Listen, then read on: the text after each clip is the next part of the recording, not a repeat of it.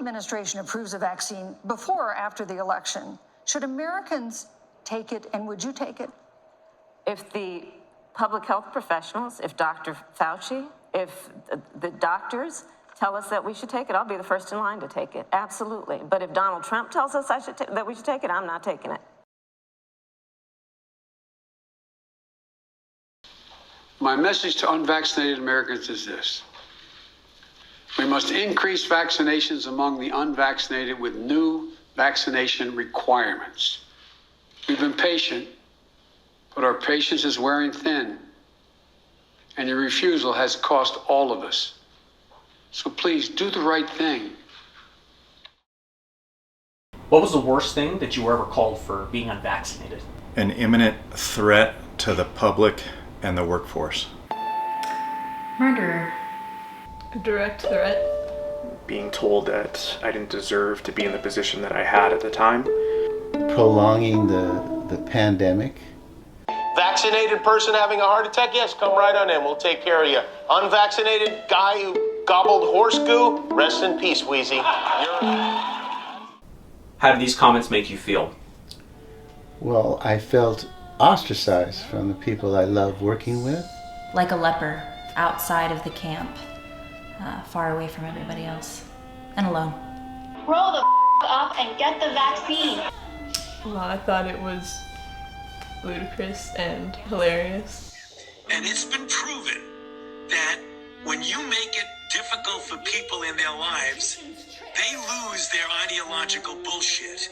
To be told that I wasn't good enough, it's incredibly heartbreaking. It made me feel angry, disposable, dispensable would probably be a better word. Oh, you can't shame them. You can't call them stupid. You can't call them silly. Yes, they are. Welcome to the Gaslight District. You will never be normal again.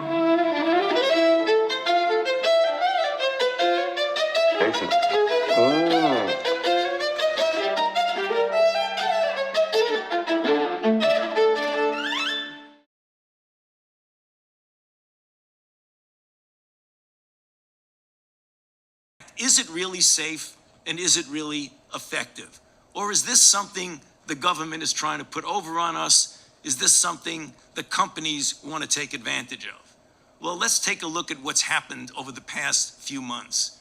We've had clinical trials, and thanks to the volunteers in that trial, in tens of thousands who have put themselves on the line to prove to the country and the world that these are safe and effective products.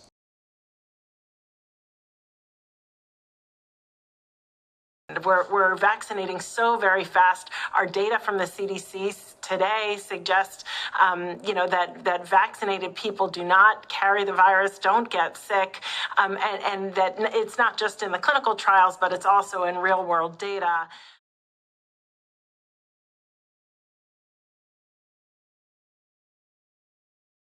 While Mr. Biden said he would be willing to get a vaccine, he would not require it for all Americans. I don't think it should be mandatory. I wouldn't demand to be mandatory, but I would do everything in my power.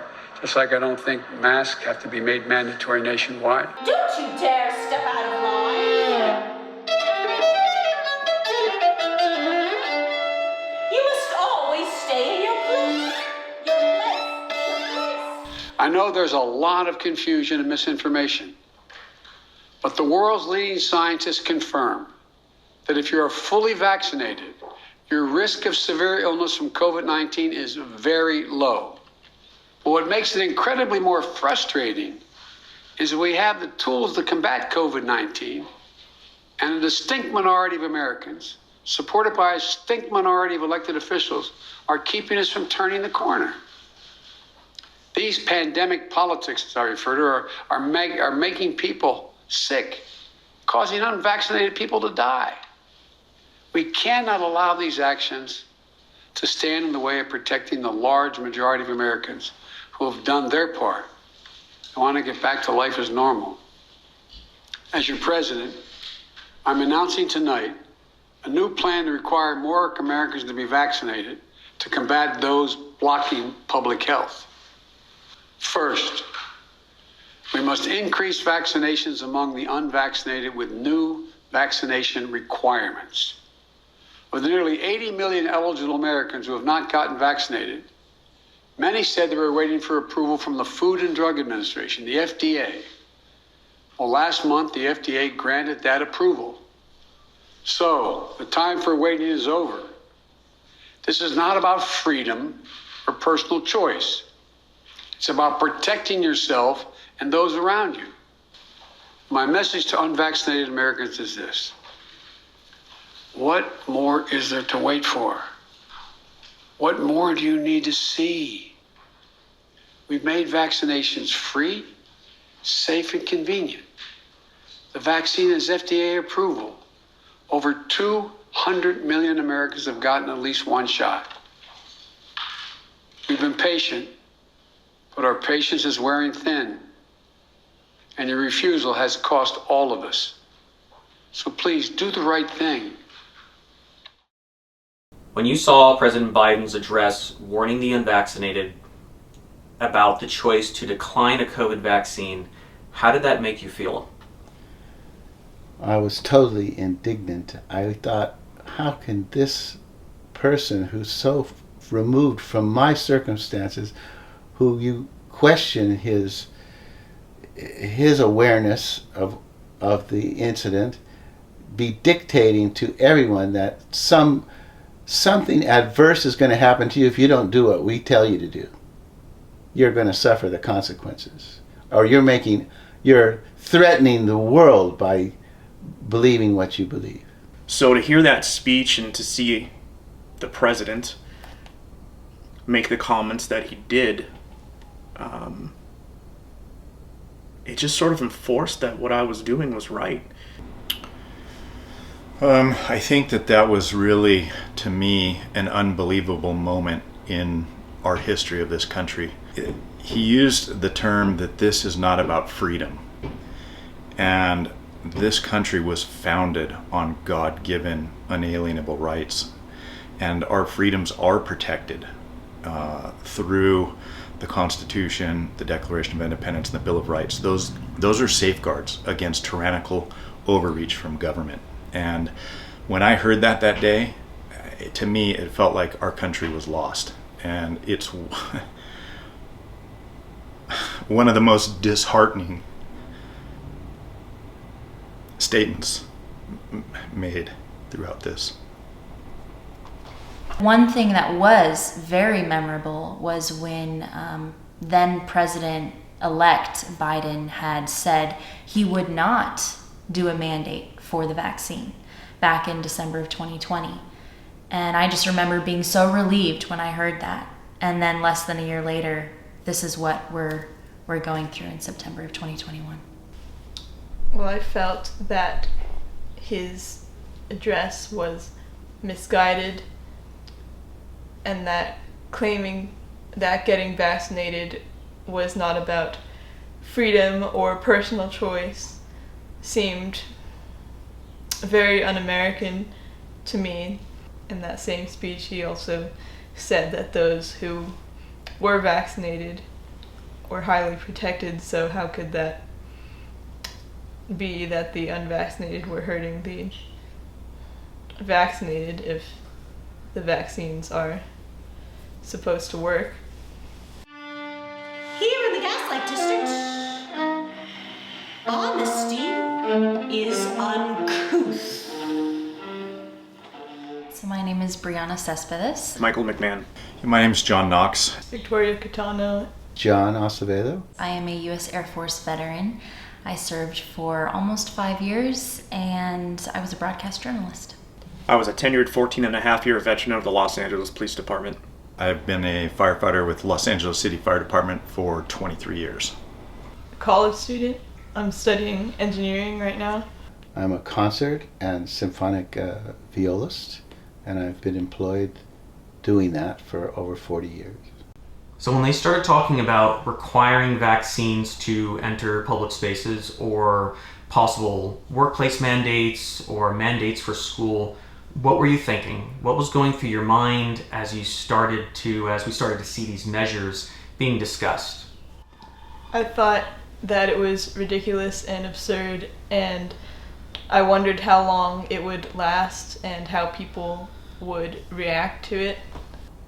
When I first heard about the possibility of this happening, up to that point, myself and the firefighters, first responders all over the city of Los Angeles, we'd already been working well into this pandemic, as they called it. So going into these directed mandates, the possibility of directed mandates, I'd be lying to you if I said I wasn't concerned or even a little afraid, just because of the unknown.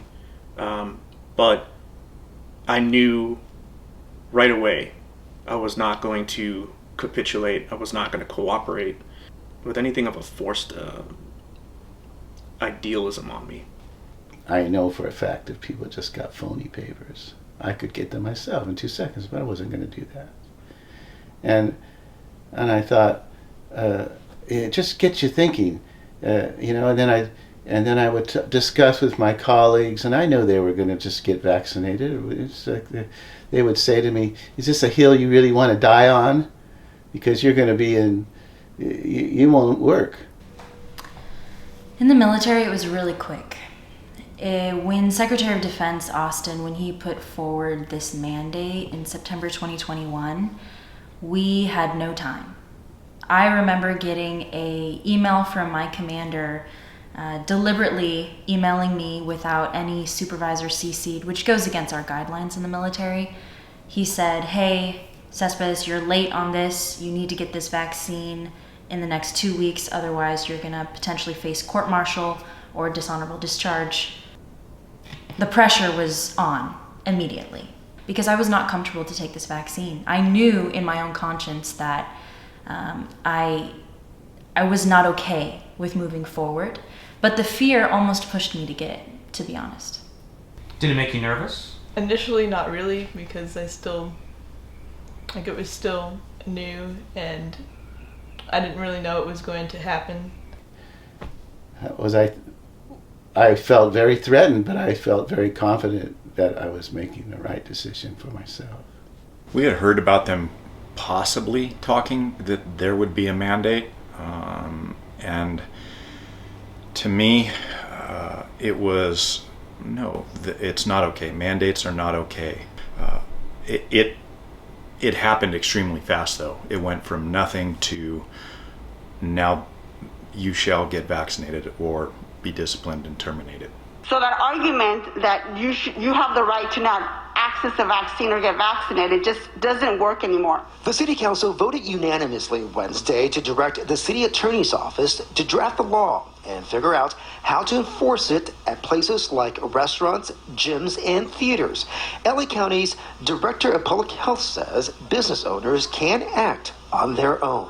As an employer, you have the right to request proof of vaccination from your employees. I know some people get confused. Can they even ask for that? Yes, you can. And as a business, you can also set thresholds for who can come into your business. It felt like that I couldn't really do anything. Like I couldn't go to school. I couldn't go to work. Even like everyday things like going grocery shopping. I had to strategize. I remember I had a COVID test, but it was like 1 day old, and I just wanted to go swimming on the gym on base, right? And I was like, how can I go swimming? I was strategizing for like 2 hours trying to get this test to show and trying to call people and get the legality just so I could go swimming. I went to the 99-cent store with my sister. Both of us are unable to wear masks, and there was this employee there that was running after us up and down the aisles, and he was calling us Karens, and he was telling us to leave the store and that he was going to call the police on us. There's no excuse for anyone being unvaccinated. This continues to be a pandemic of the unvaccinated.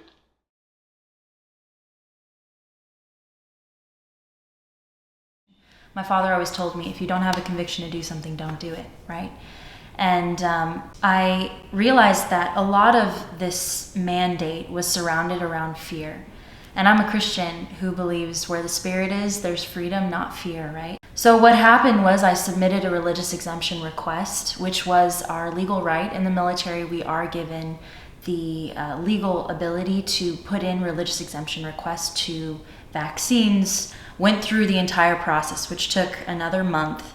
There was a lot of pressure surrounding this. I talked with the chaplain, and he found me sincerely having this conviction and moved forward. It was about a 1.5-year process after this, where I was waiting every day to hear if I was going to get dishonorably discharged, if I was going to have a career in the military at this time. I was quarantined for more than 140 days, put into isolation. I had lost my rank because they pulled my rank. They non-recommended me after I had tested and already gotten to that promotion level. So the coercion and the threats and the punishments were innumerable. I could be here all day telling you about them. But those were some of the punishments that I faced for not getting it. So I was involuntarily discharged July 11th, 2022, and I was given a less than honorable status. So there were senators that actually put forward a bill that was saying, hey, make sure that service members will not get a dishonorable status if they don't get the vaccine. President Biden actually vetoed that bill. He wanted us to get dishonorable discharge statuses for not getting this vaccine. So Congress actually moved that bill forward anyway, and so that protected us against that dishonorable status. If it had not been for that bill, I would be here with a dishonorable discharge status, which is equal to a felon. I lost the GI Bill, which is the ability to go to college, be able to pay for university, continue my life. I lost privileges to just get support after. So that's the status that I got.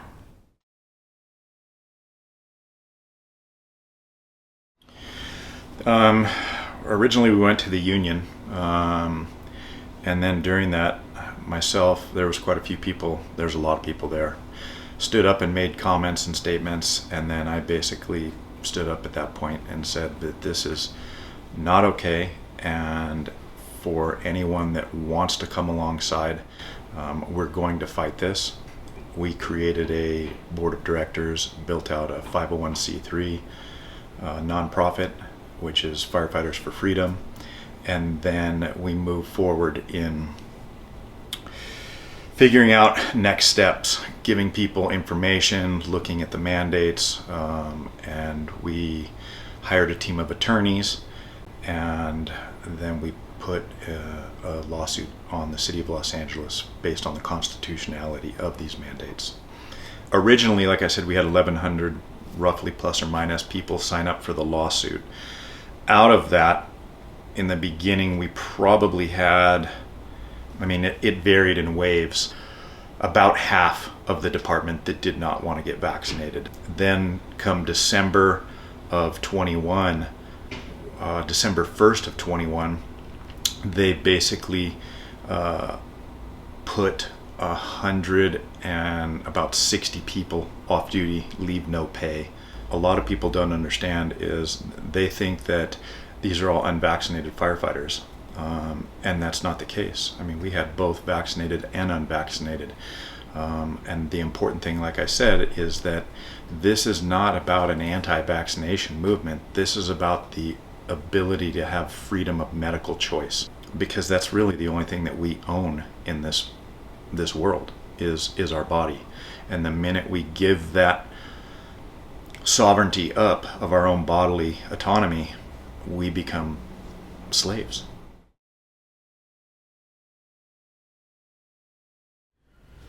So one of the most important days of my life was November 3rd of 2021. That was the day that I was called into the captain's office at my division, and I was told to sit down, watch a video, and then I was given a document, a 48-hour notice to comply. I ended up writing on that sheet of paper, I refuse to acquiesce to these mandates. I was immediately told to take the 48 hours to reconsider. And on November 5th of 2021, I was forced to relinquish my gun and my badge, and I had my police powers suspended. I was one of the first LAPD officers to be removed from my position on that day. I was also one of the first to be sent to what's called a Board of Rights, which is a quasi-legal hearing where I'm judged by a tribunal. It's set up exactly like a court setting. Is 3 attorneys that sit in judgment over me. It lasted 7 months. I personally testified on my own behalf for over 6 hours. At the end of the trial, they found me guilty. I was brought up on a single charge of refusal to follow the orders of a chief, whereas I was never interviewed by the LAPD. No witnesses were ever interviewed. They based their entire investigation off of my refusal to allow them to deduct $600 a month from my paycheck. One of the things that hurt the most about those 7 months was the very last statement that they made when they read my verdict. They told me that I didn't deserve to wear the badge. Something that I had spent a majority of my adult life wanting to do. I was a transplant from Massachusetts. I put everything in my car in February of 2008 and I drove across country not having any certainty of where my life would take me after that point. To have someone who did not know me, did not know my persona, did not know my career, or what I've done and what I've sacrificed for that city, sit in judgment of me and tell me I didn't belong there. That was pretty painful. So myself, 2 other police officers and one of their wives started our organization Roll Call for Freedom. Initially we were looking for other police officers. Roll Call, we were getting approached by city workers. They were asking the questions, hey, I'd like to join you guys. I have 1 or 2 or 3 other people to join, but we're just not getting the support from our own individual areas. So we ended up taking on everyone within the city's workforce. The initial lawsuit that we filed in federal court had well over 100 people listed as plaintiffs. Fortunately for us, we had found a pair of attorneys who were prior law enforcement. They believed in what we were doing. They did the best that they could with the information that we had at the time, but that was very quickly thrown out of federal court.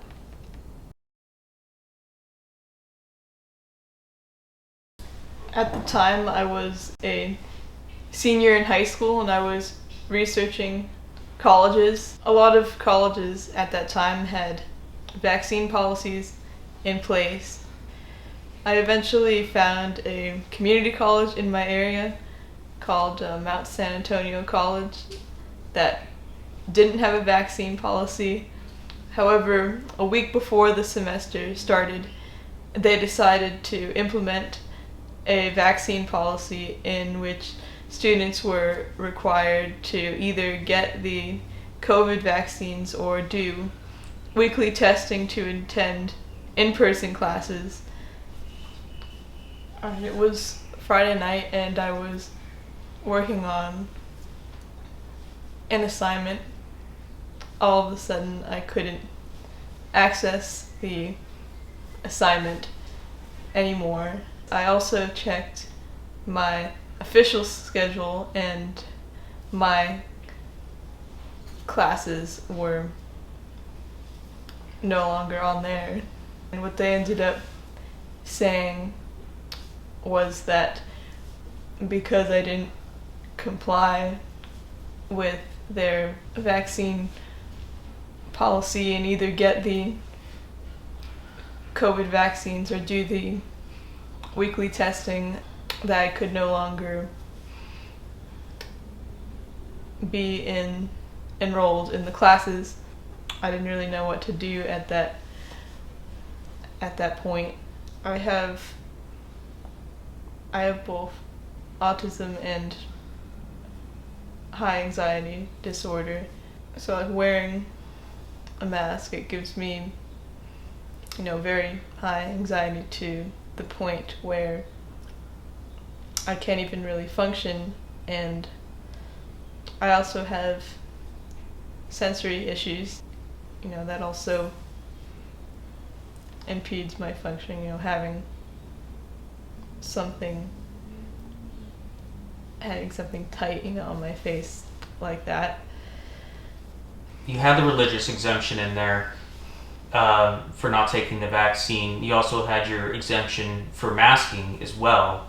They accepted both of those.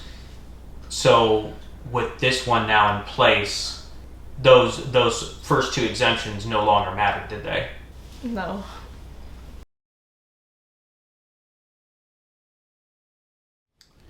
At that time when I was, my job was threatened, I eventually had to take, or I was forced into an administrative leave of absence.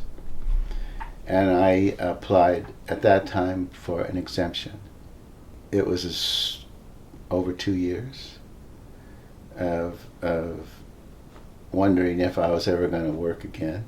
At the time it was extremely stressful, it affected my life in every possible way that you can think of. Knowing what you're going to do the rest of your life, or if you'll ever be able to do it again. It wasn't an aha moment. It wasn't hey, I'm going to sue for my rights kind of thing. This is terrible what they did. These are people that you love, that you worked with, the organization that you've spent your whole life. I don't want to be aggressive with people that I love and work with so long. It's just a disagreement over what is, correct. To me it was. And in my case, it wasn't so much the challenge of the vaccine mandate as it was the way that it was implemented. So that's when I finally found a lawyer that, knew the law well and decided to represent me. Your choice was made at a cost. Was there ever a point where you reconsidered your decision? No. No, I never did reconsider. No. Well, I'd have to say every day. I was thinking, I was like, yeah, it would be far easier, but I don't do things because it's easier. It's just something that's, if they can tell us everything that goes into our body, at what point are we going to stop? At some point, there has to be a line in the sand that we draw for ourselves that we're willing to make that sacrifice. For me, it happened to be this. Listen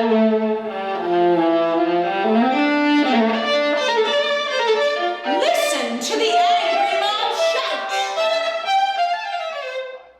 The people who are not getting vaccines, who are believing the lies on the internet instead of science, it's time to start shaming them. What else? Or leave them behind.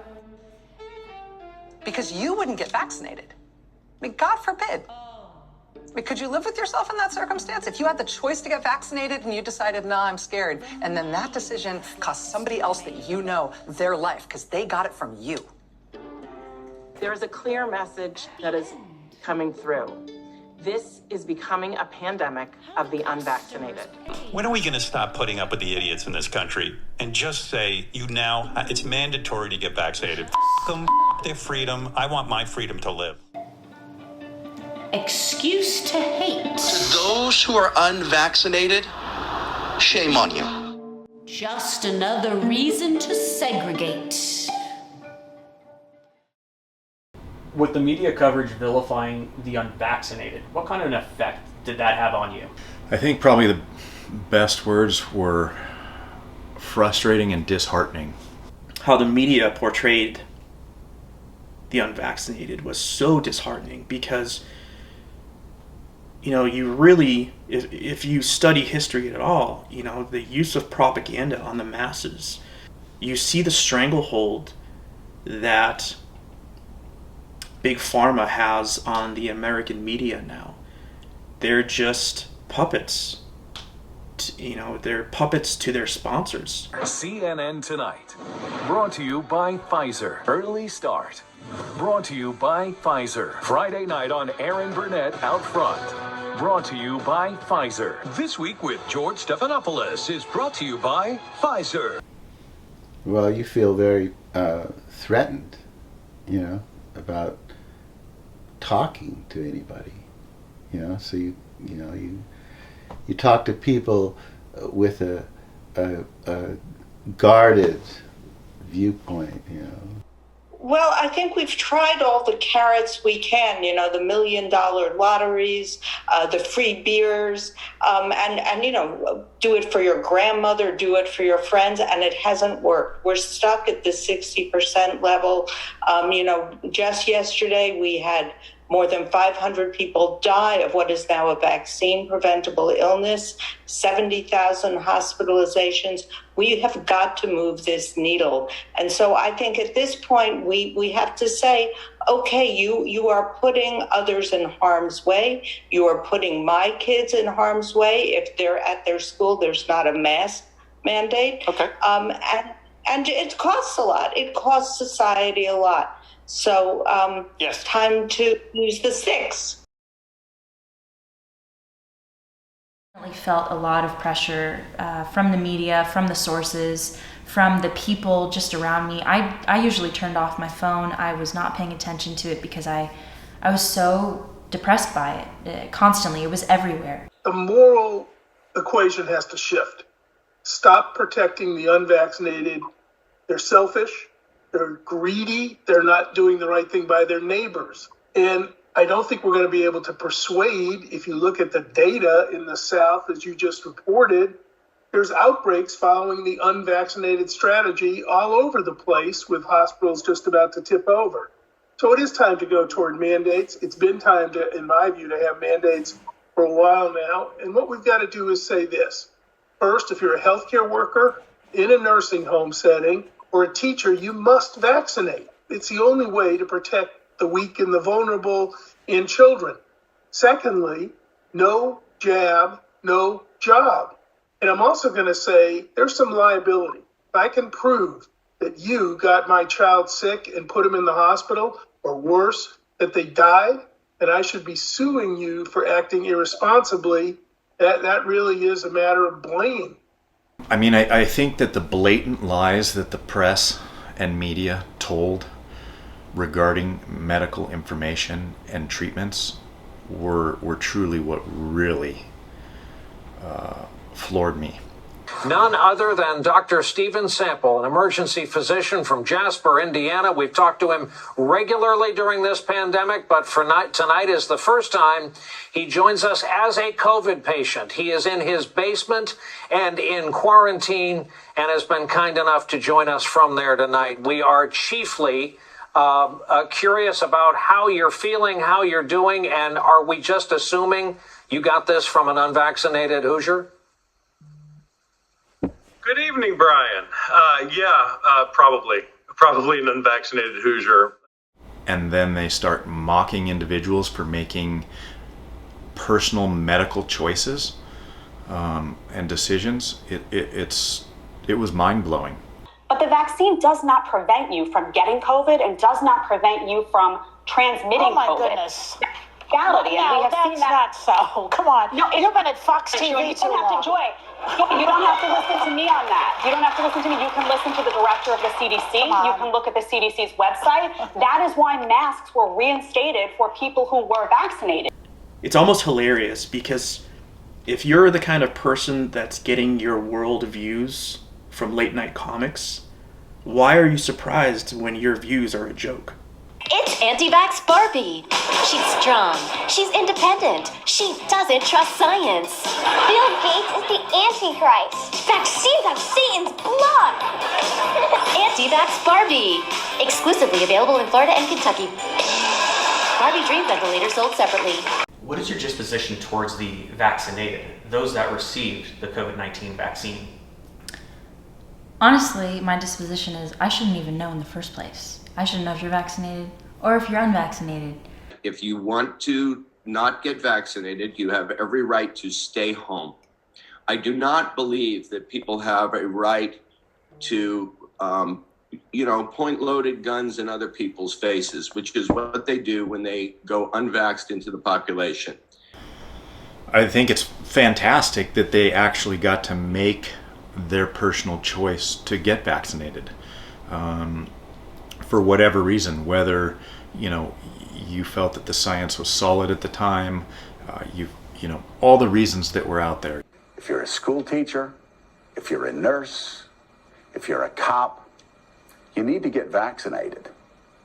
And if you don't, you need to look for another job. I don't carry any kind of animosity towards those people that showed great animosity towards me making my decision.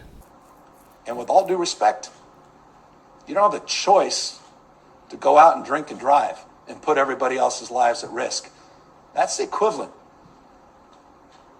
of this moment with the deadliness and efficiency of the Delta virus. You're putting other people's, innocent people's lives at risk. Your choice not to get vaccinated and to listen to these pundits that are profiteering off misinformation, intentionally misinforming you, comes at a real societal cost.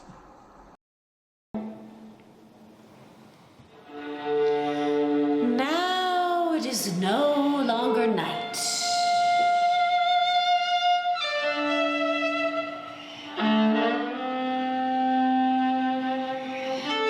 The sun shines on the gaslight,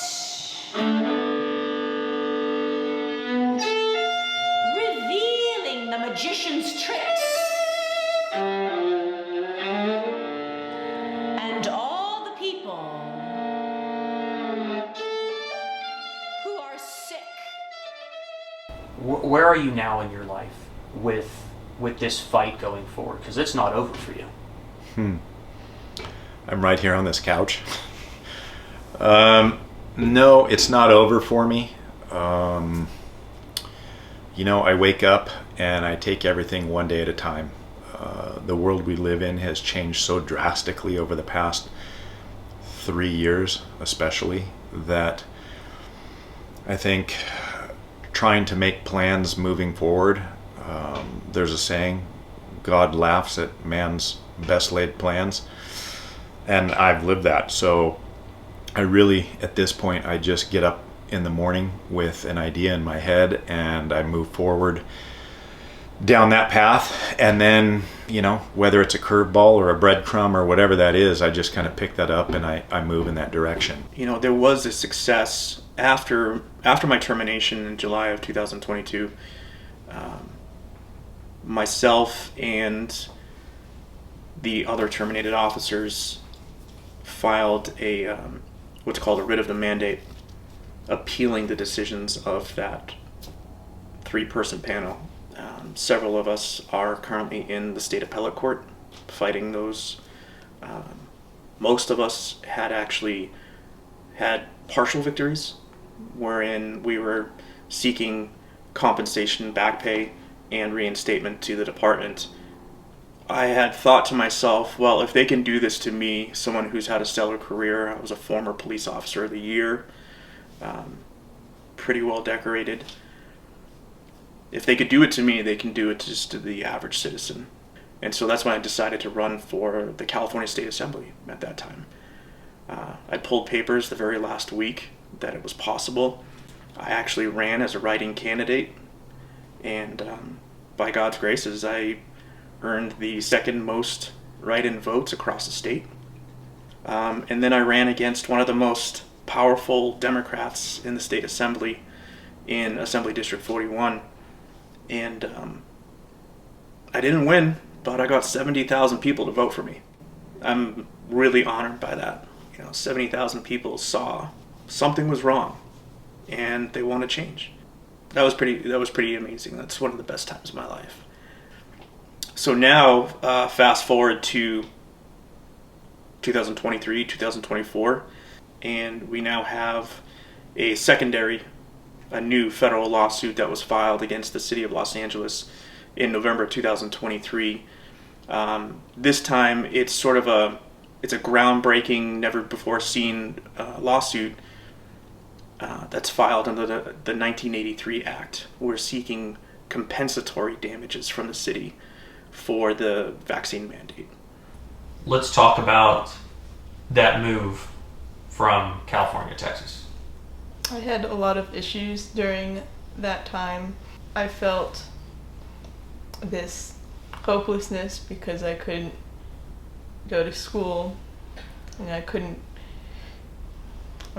go to work either without having the vaccines. I retreated into a depression, and my mother would often find me curled up in the fetal position in the closet, or sometimes under the bed. That is when my mother knew that she had to do something to help me through this, and she contacted her good friend who lives in Texas. Amazingly, she offered that I could move in with her in Texas and go to school over there.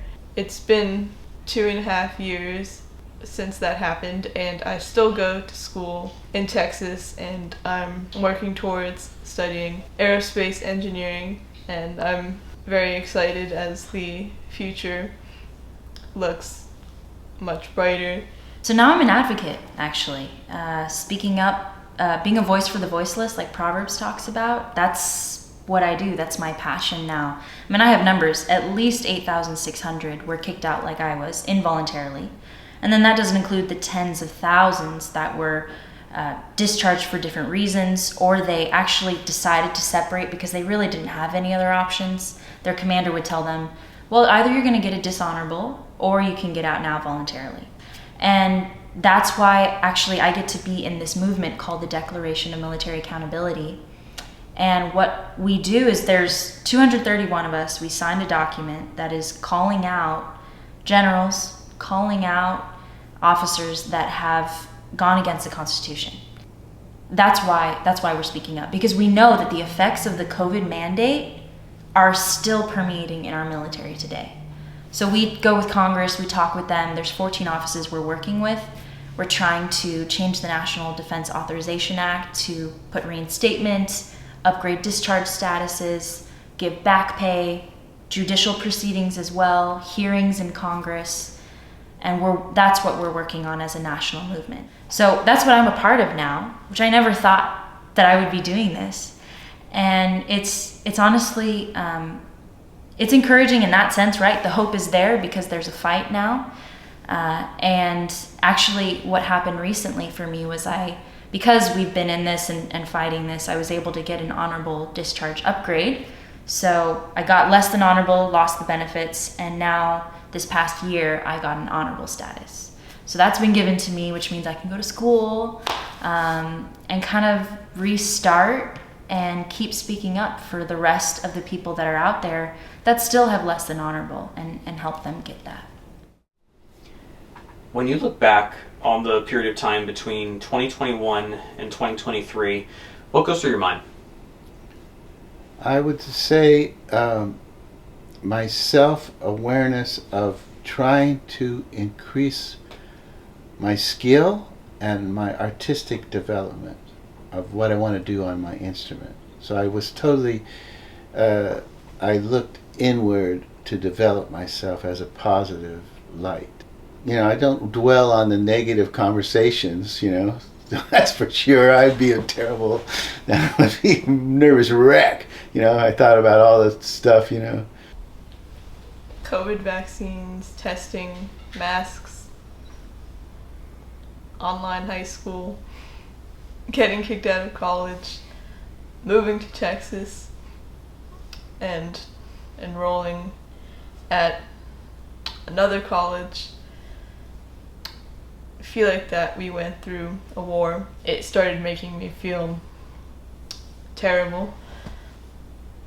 I would think things like, I can't believe this is really America, and wondered if this would ever end. I feel like people forgot, and it was just a little bit ago. Honestly, I was surprised to see our nation, the United States, come to that much fear. Americans are not really known to be fearful people. We face it, right? We go towards it. My abuelito, my grandfather, he comes from Cuba, and he has seen fear take over that country, and that country is like it's known under this fear. But the United States is a place of hope, of a little bit too much aggression, right? And I do think that time in that pandemic was just overlaid with a lot of fear. So there's a lot of damage, but I'm always looking for the hope in everything that I do. And I do see the United States, I see the people waking up. I see my generation, I'm a Gen Z, I see my generation waking up and saying, I don't want that reality for my kids. So we're gonna work towards making sure that doesn't happen again. The thing that I think about the most, and the thing that concerns me, is how easily pliable humans are in their very nature. Americans, global citizens, bought it up. We were told that we were dangerous. We were told that we were grandma killers. We were told that we couldn't attend funerals. We were told that we couldn't go swimming in the ocean. And people bought it up. And that's concerning to me. The thing that I've learned from that is that I can't trust the mainstream media. I can't trust my doctor. I can't trust nearly anyone. You know, as a police officer, we're inherently curious. We're detectives in all aspects. You know, we have to rely on our training and experience to develop probable cause and things of that nature to do good investigations. I'm so grateful that I'm able to think for myself still. I think probably the biggest thing that I've taken away from that I really think about a lot is all of the destruction these lies have inflicted on individuals and our country. To me, I feel that, you know, when this all started, again, like I said before, I really look at the science, I look deep into these issues, and I saw signals from the beginning coming out that there was going to be problems with this untested emergency use authorization product. And to be 3 years post that initial, now to seeing the damage that has caused to people's lives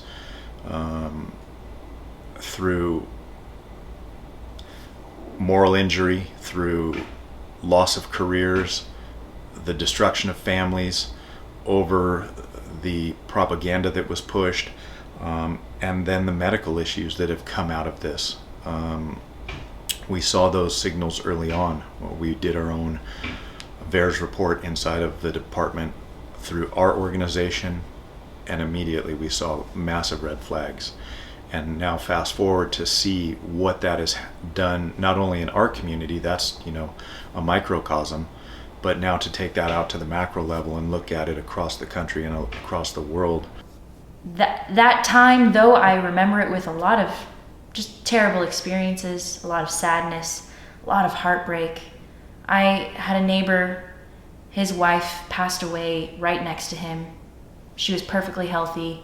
She got a blood clot after she got the vaccine. I have so many friends who they have had strokes, One of my friends, she had 3 strokes. She got a pacemaker in last week. She's 24, was perfectly healthy before the vaccine. There's just so much hurt, and lives completely changed after this time period. What is a win for you? What does victory look like? What do you want people to know or learn from your story and what you had to go through? That's a really good question. A win for me is that my kids grow up in a world with the freedoms that I know, the freedoms that I knew. When you give up your freedoms in an emergency, they'll create an emergency every time to take away your freedoms. I want my children to know that I did everything that I could during this time to ensure that they still had their freedoms. That's a win for me. Like Bobby Kennedy also says, no one has ever complied their way out of tyranny. And it's true. It's true. You have to look back on history and know that it will repeat itself unless something changes. And what do I want people to learn from me? Be on guard, stand firm, have the courage to speak out. That's what I try to do every single day, whether I'm on the streets or whether I'm at a podium. I try to live my life courageously and be comfortable in being uncomfortable. That's what it really means. This world needs it. Honestly, I would say a win for me has been the camaraderie. One of the reasons I joined the military was the Constitution and the camaraderie. I wanted the brotherhood, the sisterhood. That's what I wanted.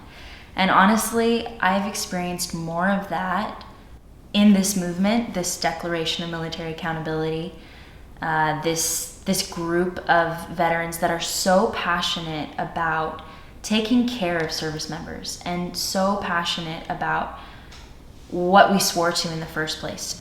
I was a little junior enlisted. I was E3, E4. I was supposed to put on E5, but that was taken away. I'm now interacting with officers, with generals, with politicians, with congressmen, all of these people. So I never would have had the access then that I do now if I had not gone through this experience. And I think my generation, specifically for my generation, if you're 25 or younger, speak up. It's time to speak up, and it's time to actually test why you believe what you believe and stand up for principle when nobody else is willing to do it. Also, for anyone who's been through this, even if you're a nurse, firefighter, whatever field you're in, veteran, military, I just have to say, if you've been through this, you've been tested through fire, and I'm proud of you. I want this sort of thing to never happen again. A win for me would be people having all of the information prior to making a decision.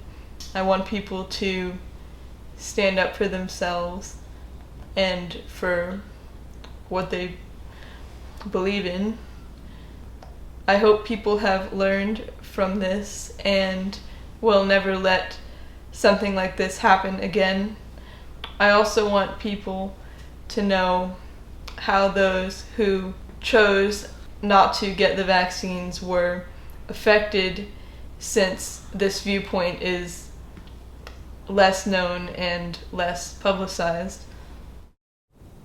What I want people to think about my case is that am maybe emboldened by all of this, that I feel that it's, you're hurt financially, at first from that, but, you'll recover.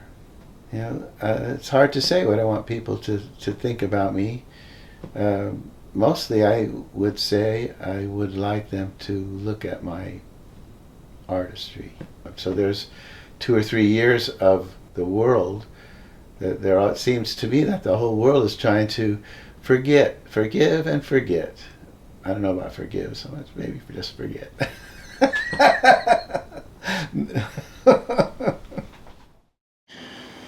I think the biggest thing that I'd like people to take away from, whether it's my story or any of these other stories the past 3 years, is that we're all human beings and we truly should be able to make our own decisions as sovereign individuals. And to me, what's really important is that we need to come back together instead of being divided like we have been for so long. Class division, race division, sexual orientation, whatever that is, we're all still human beings and we should respect each other, and that we should grant others the grace that we afford to ourselves in making those personal decisions. That's what freedom is about, is being able to make those choices freely without coercion or intrusion from outside agencies. We allow them to govern us and not rule us, and I think that's really important to understand moving forward. Free fries when you get vaccinated? I got vaccinated. You're saying I could get this? These delicious fries? Right, Matt? But there's also a burger element to this? Let me check with Bill Neathart. Is it too early in the day to eat a burger? No. This could be breakfast? Okay. I want you to look at this and think about, again, some people love hamburgers, some don't. Really want to respect all ways of life. But if this is appealing to you, just think of this when you think of vaccination. Vaccination. I'm getting a very good feeling about vaccination right this moment.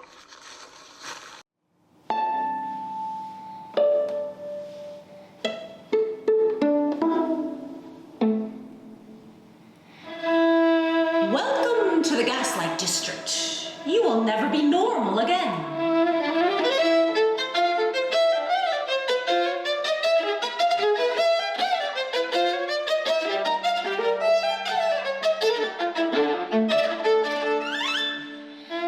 Your feelings will forever be denied.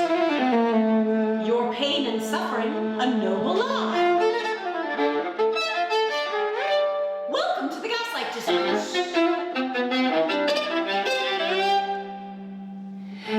What you know to be true is no longer true. Don't you realize the sky is green, not blue?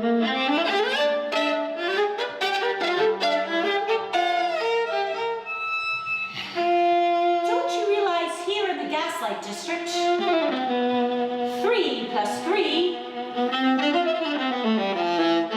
equals 2. Be careful in the Gaslight District.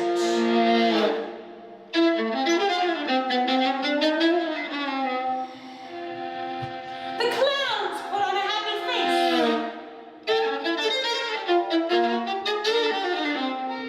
Don't you dare step out of line. You must always stay in your place. Your place. Juggling lies, spinning untruths.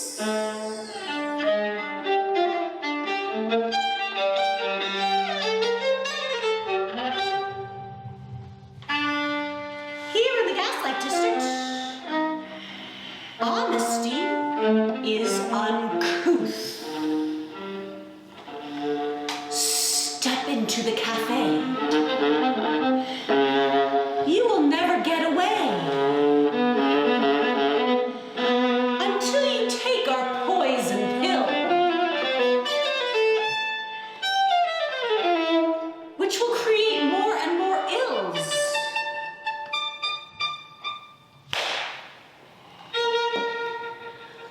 You must drink our magic drink. Once you do, you no longer think. Of course, it is your choice to choose.